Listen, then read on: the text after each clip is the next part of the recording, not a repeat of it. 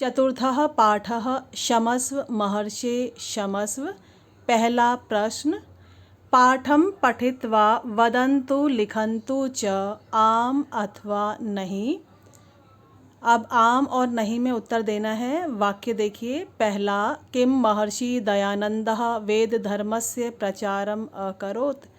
क्या महर्षि दयानंद ने वेद धर्म का प्रचार किया? आम। किम महर्षे शिष्यः अपि तेन सह अवसन्। क्या महर्षि के शिष्य भी उनके साथ रहे? आम। तीसरा, किम महर्षि दयानन्दः क्रुध्यति स्म।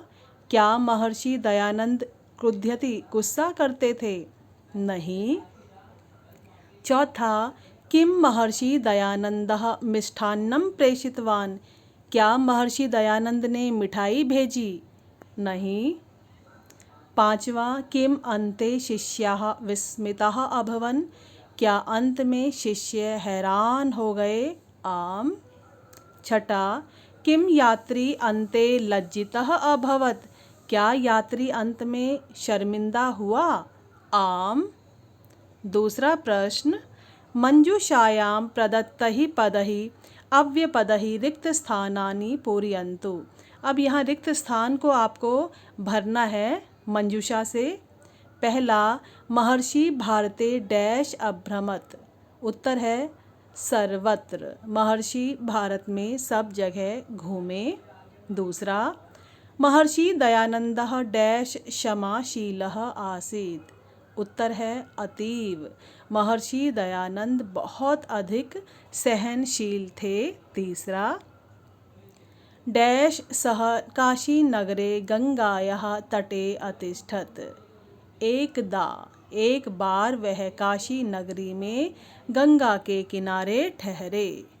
चौथा, तत्र समीपम डैश एकः यात्री अपि अतिष्ठत्। उत्तर है एव, वहाँ पास ही एक यात्री भी ठहरा। पांचवा, एकदा एकः जनः प्रचुराणि फलानि डैश आनयत्। एक बार एक व्यक्ति बहुत सारे फल वहाँ लाया। तत्र। तीसरा, मंजूषायाः उचितं विपरीत पदम चित्वा लिखन्तु। अब यहाँ पर आपको विपरीत पद लिखना है। मंजूषा देखिए दी हुई है यहाँ पर।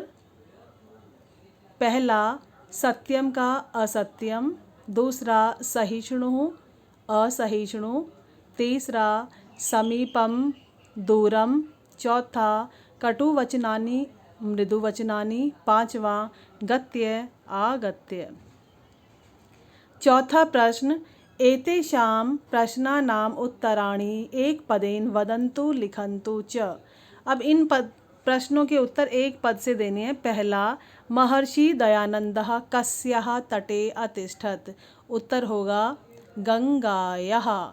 महर्षि दयानंद किसके किनारे पर ठहरे? गंगा के। दूसरा, अन्यस्मिन् कुटीरे कः वसति स्म। दूसरी कुटिया में कौन रहता था? उत्तर है यात्री। तीसरा, अपराधी कः आसीत्। अपराधी कौन था? उत्तर है यात्री। चौथा, फलानि कीदृशानि आसन्। फल कैसे थे? उत्तर है इसका मधुराणि। इसके बाद पांचवा देखिए, दयानन्दः फलानि कस्मिन् बध्नाति।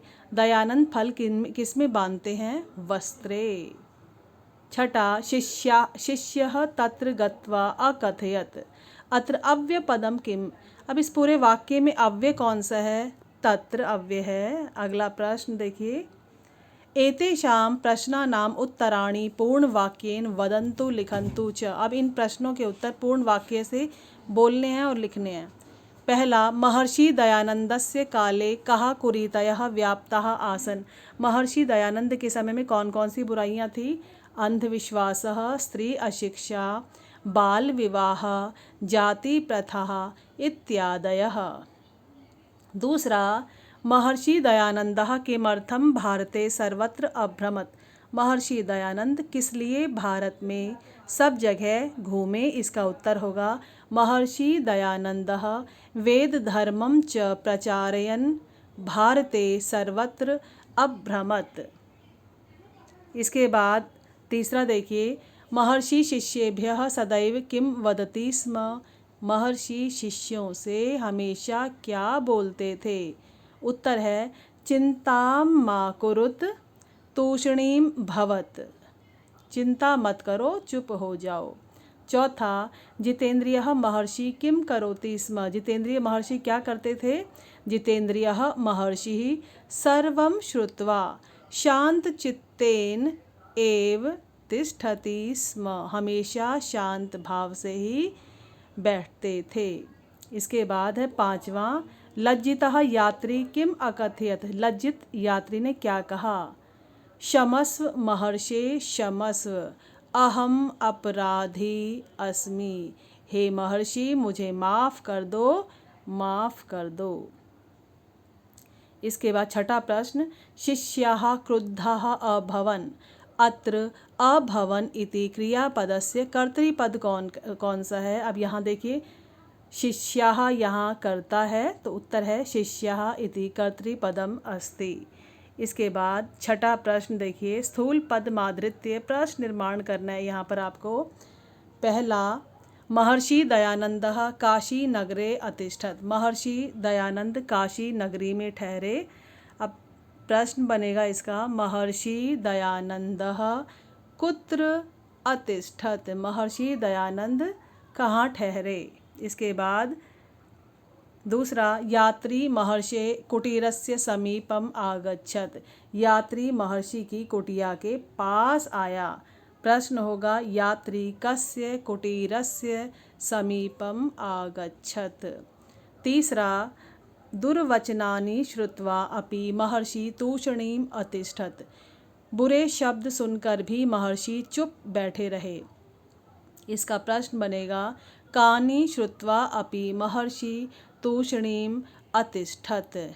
इसके बाद चौथा देखिए, महर्षि दयानंदः प्रचुर फलानि अयच्छत। प्रश्न बनेगा, कः प्रचुर फलानि अयच्छत। इसके बाद देखिए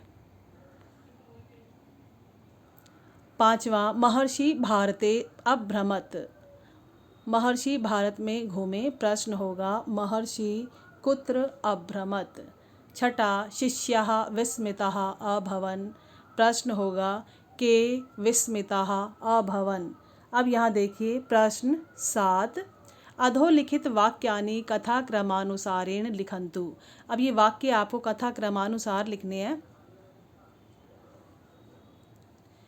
देखिए, अब पहले में क्या होगा, महर्षि दयानंदः वेद धर्मं प्रचारयन् भारते सर्वत्र अभ्रमत। महर्षि दयानंद वेद धर्म का प्रचार करते हुए भारत में सब जगह घूमे। दूसरे पर, एकदा सह गंगायाः तटे स्वशिष्यैः सह अतिष्ठत। एक बार वह गंगा के किनारे पर अपने शिष्यों के साथ ठहरे।